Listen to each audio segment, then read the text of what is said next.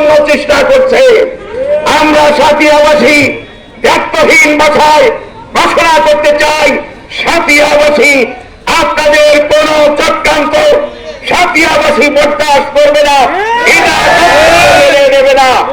আমরা আল্লাহর কাছে দোয়া করি, আমাদের সভাপতি সাহেব দোয়ার কথা বলেছেন, এটা অক্ষুণ্ণ আমরা আশা করছি থাকবেই থাকবে ইনশাআল্লাহ।